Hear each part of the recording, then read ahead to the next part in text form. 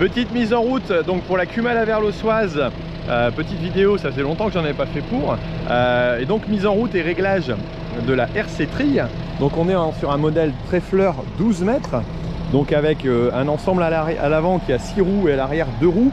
Et là, le premier réglage qui est mis en place, c'est tout simplement l'aplomb. Vérifier que voilà, on soit bien plat et que les dents travaillent autant à l'arrière qu'à l'avant. Donc là, ça a été relevé un petit peu pour vérifier l'angle d'inclinaison des dents, qui est aussi très importante. Donc bien vérifier l'aplomb ici de la machine.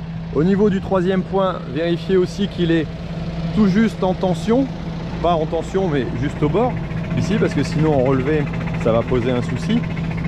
Toujours vérifier aussi que les crans sont identiques sur toutes les roues, parce que c'est pas toujours évident de le repérer. Et donc on va déterminer la hauteur de travail en fonction, voilà, d'inclinaison ici que l'on veut avoir pour soulever un peu plus.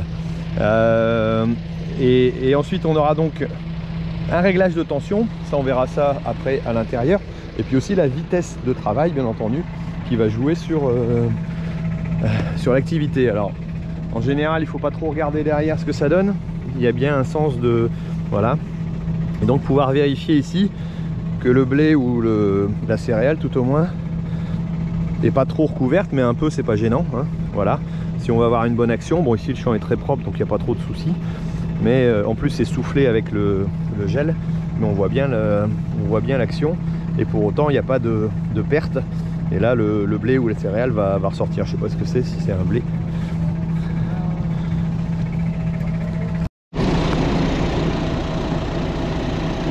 Alors faire très attention, l'ensemble des éléments, comme vous pouvez le voir, la première partie intérieure est plate. Par contre ici, forcément pour pouvoir travailler correctement les bordures, elle est un petit peu inclinée. Alors je sais pas s'il y a un réglage. Non, il y a une butée ici qui se fait, mais sans forcément de réglage. Donc lorsque l'on tourne avec le porte-à-faux, eh ben, ça peut tout simplement bouger beaucoup. Donc là, faire fort attention parce qu'on est à 12 mètres de large. Et on pourrait vite plier l'ensemble des éléments ici, vu la largeur et la distance du tracteur. Vraiment à prendre, j'allais dire, à prendre avec précaution.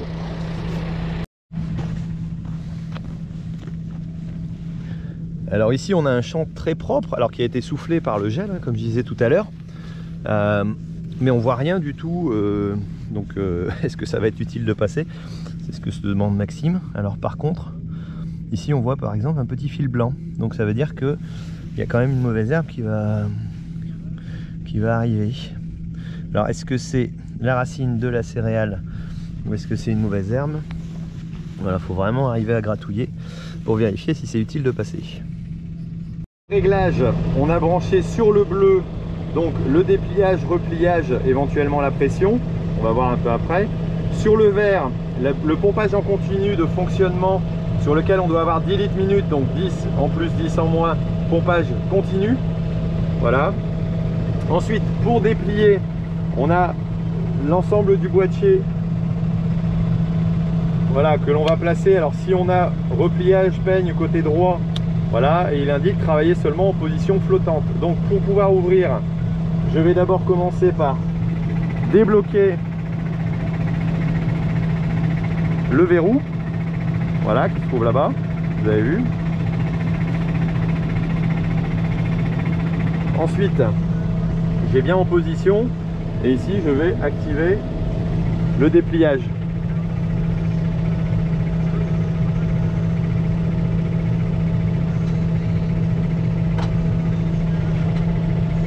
Pour le repliage, j'oublierai pas de redescendre le cran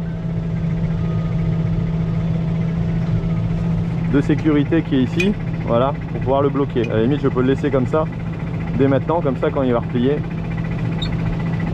il sera opérationnel.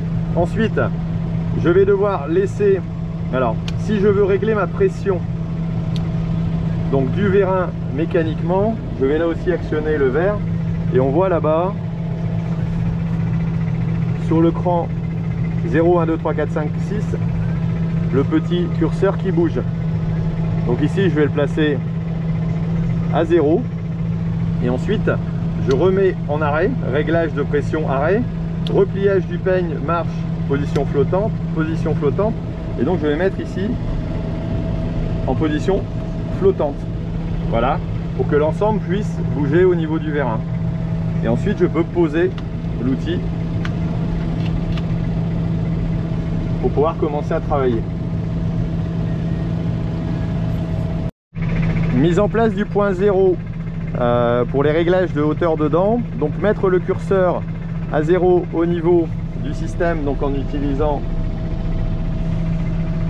la poignée bleue. Ici en mettant réglage de la marche de pression.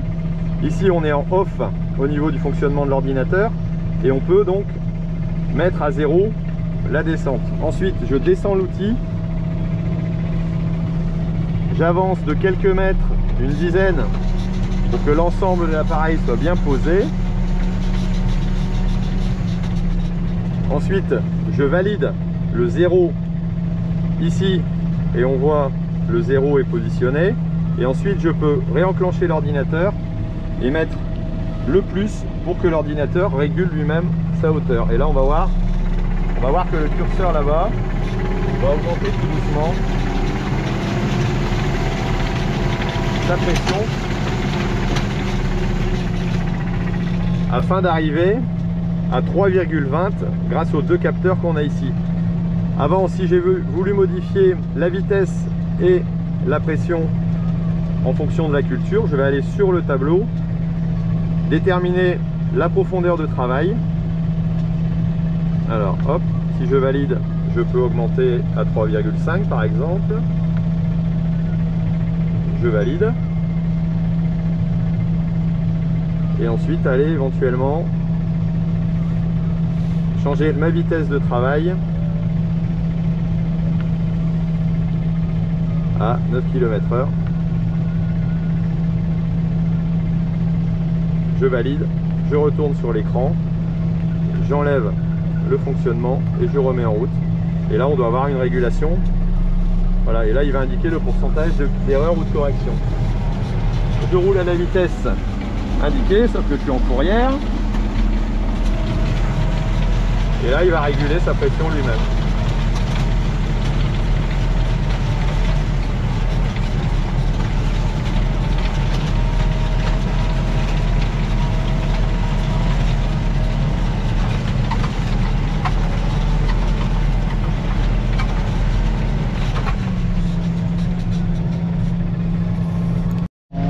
Alors ensuite travailler seulement en position flottante, donc on va positionner le dépliage en position flottante, ainsi qu'ici l'outil, le mettre en flottant afin que les vérins puissent bouger dans les deux sens.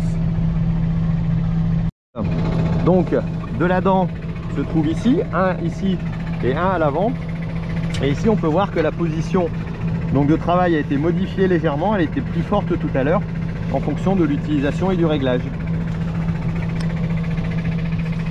Comme indiqué tout à l'heure, les vérins sont descendus, donc on n'est pas loin du bord. Et si vous avez une petite bordure, il y a un gros risque d'accrocher.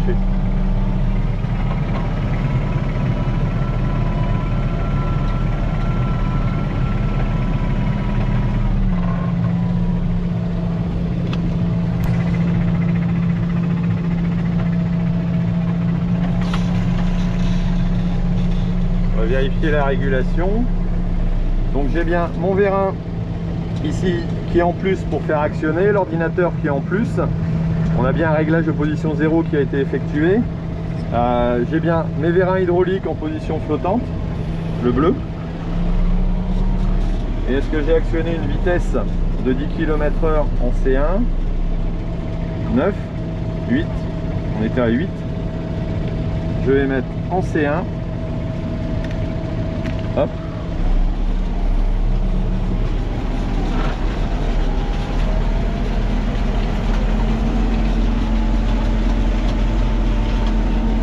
km/h et la régulation fait en principe.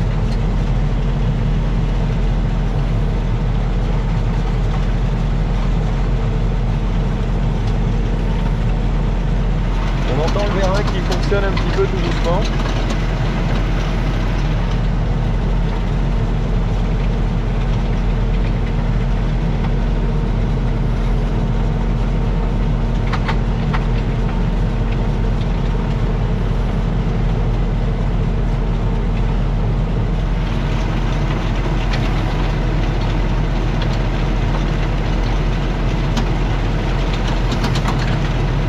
là il monte en pression.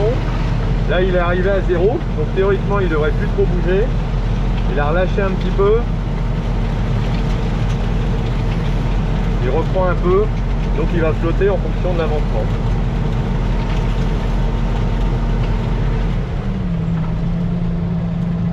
On va aller voir un petit peu derrière.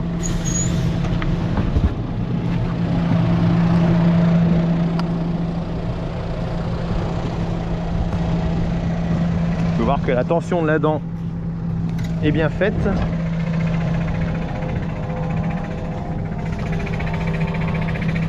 Et ici il est monté jusqu'à 6 sans pression.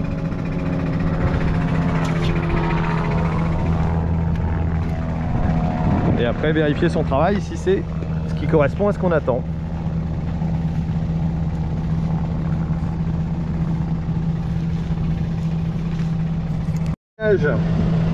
Donc repositionner en repliage, actionner tout simplement le vérin, relever un peu l'outil avant, actionner le vérin, les deux côtés se replient en parallèle.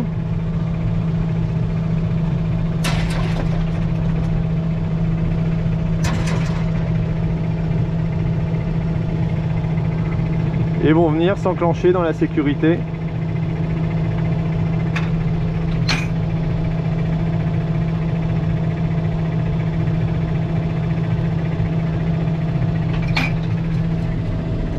Et retendre un petit peu ou mettre en libre avec la sécurité. Pour redéplier, on va retendre. Retirer nos sécurités, pouvoir réouvrir.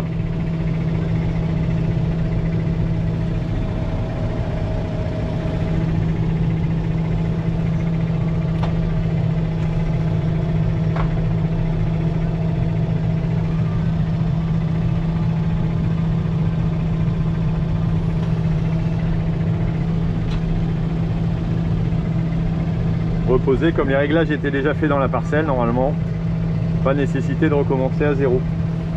Petite vérification. Sans le frein à main, ça ira mieux. Ce qui va réguler. Voilà, la tension se régule. Donc procéder à l'ensemble des réglages hein, à chaque fois. Surtout bien ici, faire attention d'avoir 10 et 10 lors de l'installation sur le tracteur, sur le verre. Voilà, et ici l'ensemble de l'écran, vous avez vu le fonctionnement. Allez, à plus!